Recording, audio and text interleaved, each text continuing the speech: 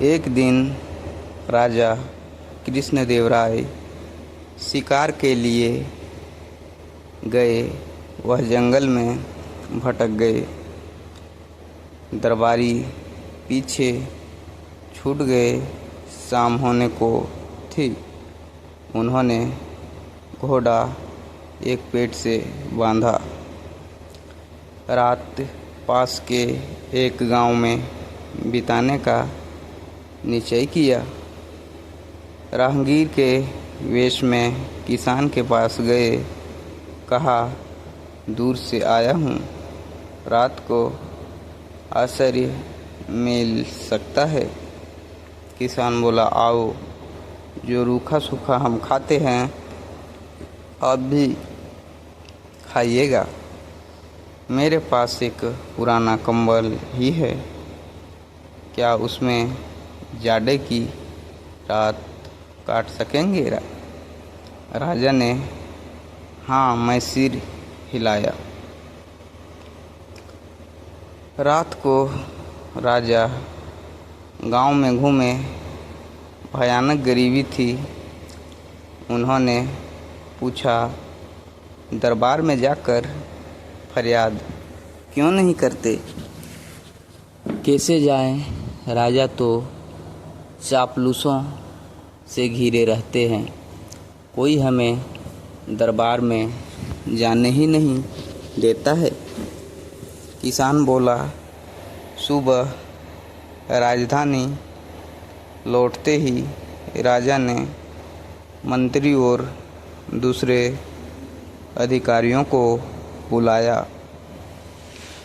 कहा, हमें पता चला है हमारे राज्य के गांवों की हालत ठीक नहीं है। तुम गांव की भलाई के काम करने के लिए खजाने से काफ़ी रुपये ले चुके हो। क्या हुआ उसका? मंत्री बोला, महाराज, सारा रुपया गांवों की भलाई में खर्च हुआ है। आपसे किसी ने गलत कहा। मंत्री के जाने के बाद उन्होंने तेनालीराम को बुलवा भेजा। कल की पूरी घटना कह सुनाई। तेनालीराम ने कहा, महाराज, प्रजा दरबार में नहीं आएगी। अब आपको ही उनके दरबार में जाना चाहिए। उनके साथ जो अन्याय हुआ है उसका फैसला उन्हीं के बीच जाकर कीजिए। अगले दिन राजा ने दरबार में घोषणा की, कल से हम गांव-गांव में जाएंगे, यह देखने के लिए कि प्रजा किस हाल में जी रही है। सुनकर मंत्री बोला, महाराज, लोग खुशहाल है, आप चिंता ना करें। जाड़े में बेकार परेशान होंगे। तेनालीराम बोला, मंत्री जी से ज़्यादा प्रजा का भला चाहने वाला कौन होगा?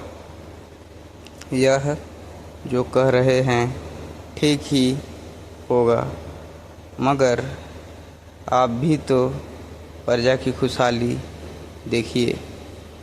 मंत्री ने राजा को आसपास के गांव दिखाने चाहे, पर राजा ने दूर दराज के गांव की ओर घोड़ा मोड़ दिया।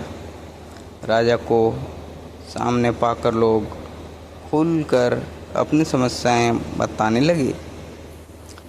मंत्री के कारनामे का सारा भेद खुल चुका था। वह सिर झुकाए खड़ा राजा कृष्णदेवराय ने घोषणा करवा दी, अब हर महीने कम से कम एक बार वे खुद जनता के बीच जाकर उनकी समस्याओं का समाधान करेंगे। दोस्तों, एक छोटी सी कहानी सुनकर आप सभी मित्रों को कैसा लगा हमें कमेंट बॉक्स में ज़रूर बताना।